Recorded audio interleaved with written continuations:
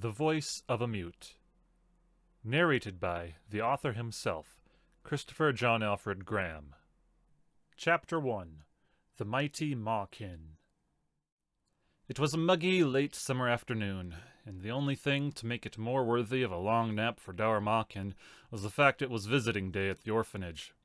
He put off leaving his bed in the bunk room for as long as he could, laying on his back, head hanging over the edge, to stare at the wall. Only the most comfortable of positions. His lounging was interrupted as one of the younger sisters, Naya, came to stand over him. "Time to join the others," she said, and the effort to sound patient was palpable. "Fine," he hand-signed, taking a moment to let the blood rush out of his head as he sat up. "I'm still not getting adopted." "You never know." He gave her a blank look. She sniffed and strode away, motioning for him to follow. They entered the visiting room, deceptively spacious from its high ceiling, and painted to be warm and colorful, but it had been decades since the last paint job. The colors were faded, and in some spots washed away altogether. It was a depressing sight, as were the rest of the orphans. The sisters certainly did their best to lighten their mood, keep the place tidy and presentable, but only so much could be done for a place that was built with the soul of mud. And yet some might say it still looked prettier than Dower himself. It had been years since he came to understand that any effort on his part to get adopted was futile. Nobody wanted the ugly, mute 14-year-old. Just a reality he had come to accept. He didn't want anyone either. Taking to his chair in the corner, Dower tilted his head back to stare at the ceiling while trying to ignore the sounds of the other children happily interacting with the prospective parents that came through. He wondered what life he could have if he could channel an emogic of some kind, a power that was gained from having an apex of emotion, which was a somewhat rare one-time event that occurred when experiencing an intense or abnormal amount of emotion associated with one of the 32 different emogics. Dower had read everything there was to know about each from the books at the library, one of the places he spent most of his time when not trapped in the orphanage, even when there was nothing left to read. He imagined what it would be like to fly using the Emogic of Happiness. The first thing he'd do is fly somewhere warmer like the southern nation of Arconia. Winters in Elisinar were much too cold for his taste. Unfortunately, the odds of him having an apex of happiness were probably near zero. The soul of mud was far too oppressive. Perhaps he could have an apex of loneliness, which would have been almost as good due to its power of teleportation. Visiting time wore on, but for all of Dower's daydreaming, he only found himself more and more bored. He almost wished some pastor or other clergyman would walk in and try to argue him into accepting heaven or Elysium or whoever. At least then there would be someone to talk to for a while. But none did. It had been months since the last. He wondered if he'd scared them all away. But no, he was sure some newly determined clergyman would come again. The religious types in Elisinar were relentless, which, as far as he could tell, meant everyone. All the more reason to fly south to Arconia, which the clergy often spoke against as being full of heathens. Leaning back in his chair, Dower tried to tilt his head even further to stare at the wall, albeit unsuccessfully. The chattering of adults and children washed over him. Nothing to do, he thought, wishing he had something to sketch on. And that's when the apex of emotion hit. He felt nothing when it occurred, but something about his boredom changed. There was an energy of it within him, as though he could reach into himself and take hold of it, shape it, and make it go somewhere and do something. Not even aware of what he was doing, he reached in and pulled it out, channeling it. The boredom flowed outward, permeating the air around him in the form of a gray mist. If he hadn't been so focused on the dusty ceiling, he would have seen it. So stupid, he thought. I'd rather have an executioner come in and chop my head off. When the executioner's face came into view, a giant of a man looming over him with an axe at the ready, his instincts forced his legs to jump, causing the chair to fling back and crash to the ground, bringing him with it. With the floor having dealt a solid blow to his head, his accidental channeling was cut off. The emogic energy vanished, and the executioner went with it as though he had never been. Dower blinked in confusion, then gasped in realization. An apex? Of boredom? He thought. It had to be. There was no other emotion he was feeling so strongly. "Are you all right, Dower?" Naya asked from afar as she hurried over to him. "Yes," he signed. "Accident." Naya helped him to his feet. After how much time you've spent sitting on that chair, I never would have thought... Well, never mind. Maybe instead you should try She caught herself mid-word and sighed. Try interacting. Dower looked past her, seeing some of the prospective parents looking his way curiously. He held back from sticking his tongue out at them and sighed, I'd rather not. Of course. You'd rather leave for the afternoon altogether, wouldn't you? It was difficult to hide his grin. It's like you can read my mind. Can I go to the library? I'll be back in time for dinner. I thought you had already read everything. Well, how many times have we let you skip visiting days this month? Does that really matter? I suppose not, but then I'll have you on dish-cleaning duty after dinner. Deal. He dashed off to put on his sandals and was out of the orphanage before any of the other sisters knew. The city of Elisnar, which the country was named after, was relatively quiet at this time of day. Most people stayed in their homes, avoiding the summer heat, but there were still a number of carts rolling down the streets, children playing tag, and the usual old geezers playing a game of kings in the shade. They waved as Dower passed, and he waved back. One shouted after him if he had time for a game, but he shook his head. Any other time he might have taken them up on it. They were the only people he knew outside of the orphanage that he actually liked and got along with, but he intended to test out his new Emogic powers, and the temptation to use them for cheating would be too strong. Turning down another street, Dower reached the library with its large stone pillars holding up its grand facade. He weaved in between them like a snake and went past the entrance, having never intended on entering in the first place. The market was his true destination, a less conspicuous place to test his Emogic. Right as he cleared the last pillar, he ran into someone who had just rounded the corner, a man in clergyman robes, and with an all-too-familiar face. Pastor Orson. Of all people to run into, it had to be the worst. "Oh, excuse me," Orson said with sincerity. Then upon recognizing Dower added, "Ah, it's you. Dower, if I'm not mistaken." Dower took a step back and signed. Dower Mawkin. Orson gave him a cold look. "Still going about using that filthy moniker. Isn't it a visitation day? You shouldn't be sneaking out, whatever your excuse." This is what Dower loathed about the man. He assumed the worst, and what he assumed was law. He was never mistaken. There was no talking back, no explaining the situation, no correcting him, and he made you know it. So, being the only reasonable course of action, Dower tried to run. His plan went well for all of 2 steps before Orson grabbed his arm and yanked him back. "I think not," Orson said, and began dragging him in the direction of the orphanage. "I'll be sure to teach the sisters how to deal with you appropriately. The sentinels do not smile down upon disobedient children." As if he knew anything about what his imaginary sentinels thought.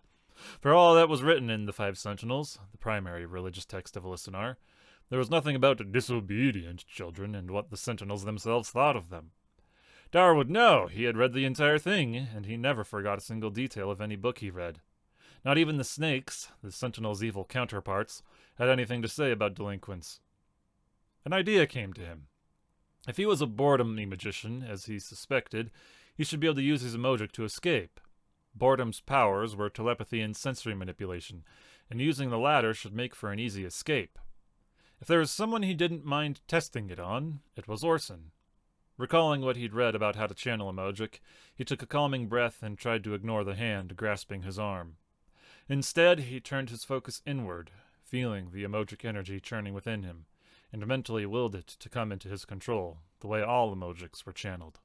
Some were harder to control than others, and he had to mentally coax the Emogic into his grasp, as though it were a bit sluggish to obey. But still it came, and he channeled it out. It appeared as a gray floating stream, which he then pierced Orson with. The man wouldn't have seen the Emogic. Only other Emogicians of the same type or an empathy Emogician could see the channeling. With the Emogic touching Orson, Dower felt a clear sense of possibility of what he could do with it. Telepathy or sensory manipulation. He focused on the latter and then imagined, in the perspective of Orson, that he broke free and began to run. As expected, Orson let go of his arm for real and ran after the illusion. Dower maintained his channeling at him, having his fake self run faster. He gasped when Orson went beyond 10 meters and could still channel all the way to him. So I'm above class 1, he thought with some giddy excitement.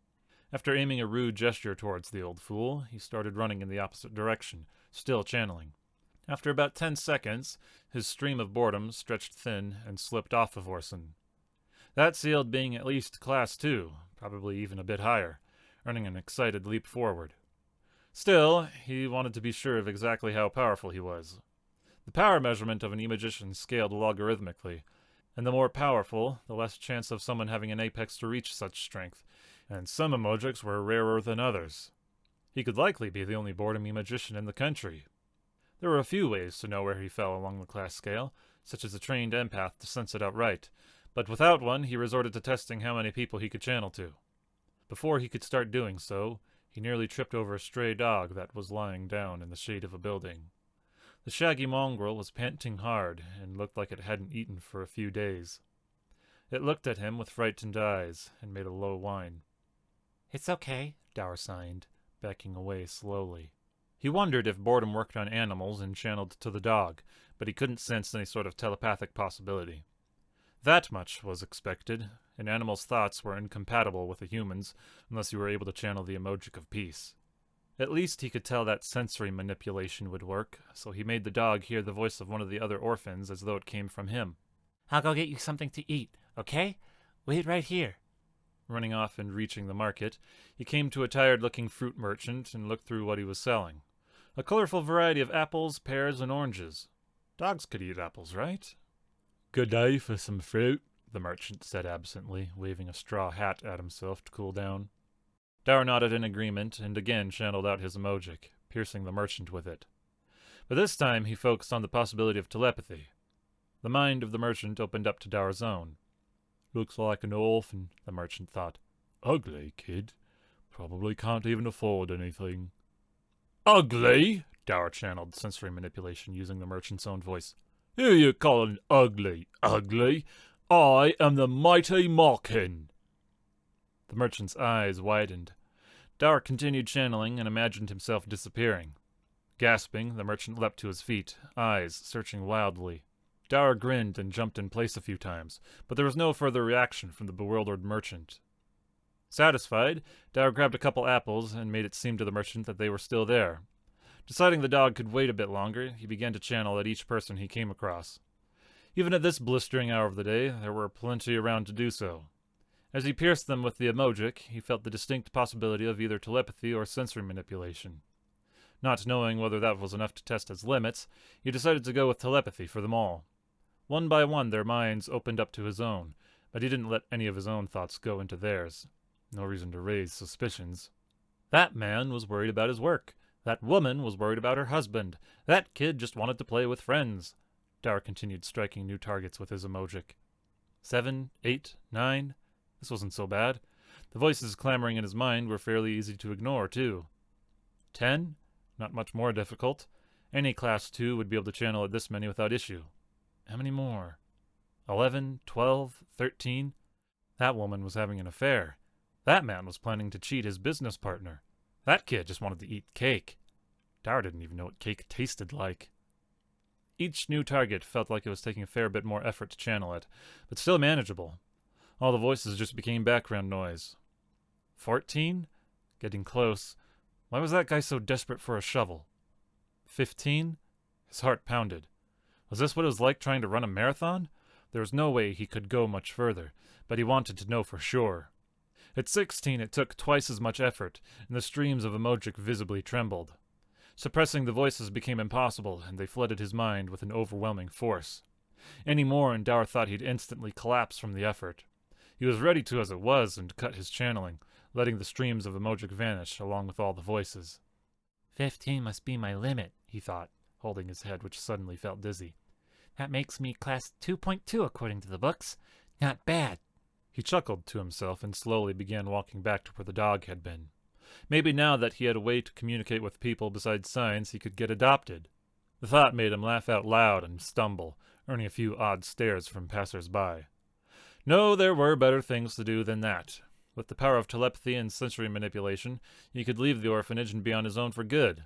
So long as he found the right people to trick, getting enough money to leave the country would be easy, and then off to Arconia he'd go. Pastor Orson had preached it was full of sinful unbelievers a number of times, which made it all the more fitting for Dower, even if they did have weird ideas about names. As long as it didn't snow there, that was good enough for him. Upon reaching the dog, he found it lying still, eyes closed. It gave no reaction, even when he nudged it with his foot. It wasn't breathing. Dower stood over it, unsure what to do. He looked around to see if any adults were paying attention and might do something, but none were. There was barely anyone else walking the streets. He hesitantly took a step back, then put one of the apples next to the dog's snout. He had meant to eat the second apple himself, but thinking about his appetite, he realized it was gone. He put down the second apple and made himself walk away.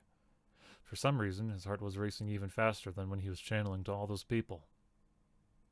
Returning to the orphanage, he was careful about going back in. Pastor Orson might have come to inform the sisters of his whereabouts. Opening the door a crack, he looked around and found no sign of him. Entering, he tried to be discreet about making his way back to the bunk room. Nobody paid him any mind, and soon he was collapsed back on his bed.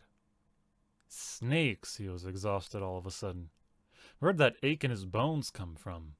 His muscles felt like jelly. Had channeling at 16 people really taken that much out of him? It must have been that. Dower had read that if an Emogician drained themselves all in one go, it took an entire day to fully recover. It certainly felt like he needed an entire day. The door opened and Naya strode in, eyes set on Dower. He sat up and prepared a stream of boredom.